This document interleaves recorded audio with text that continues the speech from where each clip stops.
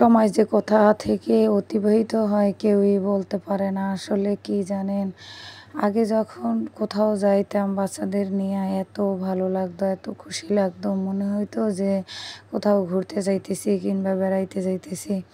আর এখন হঠাৎ হঠাৎ একা একটা জায়গা যাওয়া হয়, আগের কোনো প্রিপারেশন থাকে না বা কোনো জায়গা সেইভাবে যাওয়াও হয় না। মানে মাঝে মধ্যে এত খারাপ লাগে, এত ক্লান্ত লাগে, মনে হয় যে এরকমটা যদি না হইতো তাহলেই বেশি ভালো হইতো, কিন্তু কিছুই করার নাই। কারণ এরকম মাঝে মধ্যে যদি হয় তো ক করা তো দরকারই, কারণ এমার্জেন্সিভাবে হইলেও করা দরকার।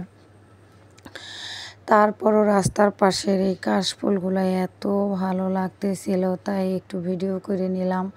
আর কোথাও গেলে বাচ্চারা তো একটু খুশি হয়ই।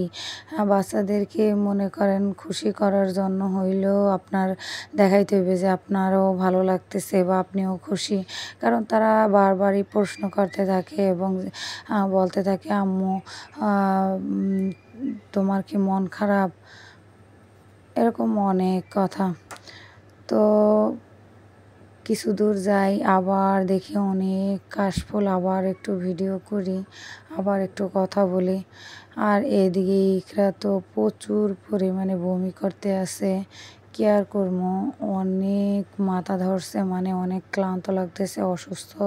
তারপরও ওদের কাছে যেন ভালো লাগতেছে। যাই হোক, কাশফুলগুলো দেখলে মনে হইতেছে কি সাদা, কি যেন একটা চাদর বিছানো, এত সুন্দর। আর একেবারে রাস্তার দুই পাশেই অনেক সুন্দর ছিল কাশফুলগুলা। আর দেখলে কিন্তু যে কেউরই মনটা ভালো হয়ে যাওয়ার কথা। আর এক সাইডে এত সুন্দর সুন্দর ফুল ছিল, কি আর বলবো আপুরা ভাইয়েরা, এত সুন্দর ছিল যা বলার বাহিরে।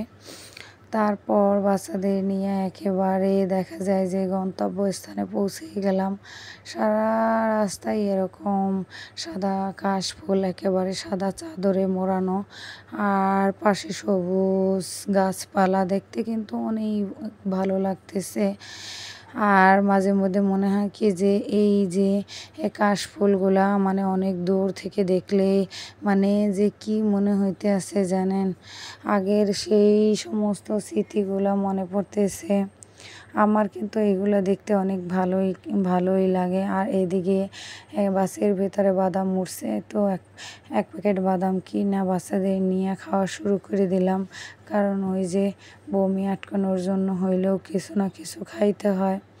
আগে তো প্রচুর পরিমাণে অসুস্থ লাগতো, একেবারে চক্ষু বুজে বসে থাকতাম। আর এদিকে আবহাওয়াটাও একেবারে ঠান্ডা ছিল, এত পরিমাণে বৃষ্টি ছিল। আর এইখানে দেখেন এত পরিমাণে পাখিগুলো উঠতেছে, বৃষ্টির সময় পাখিগুলোও মনে হয় আনন্দ পায়। অনেক কথা শেয়ার করলাম। আল্লাহ হাফেজ, আসসালামু আলাইকুম।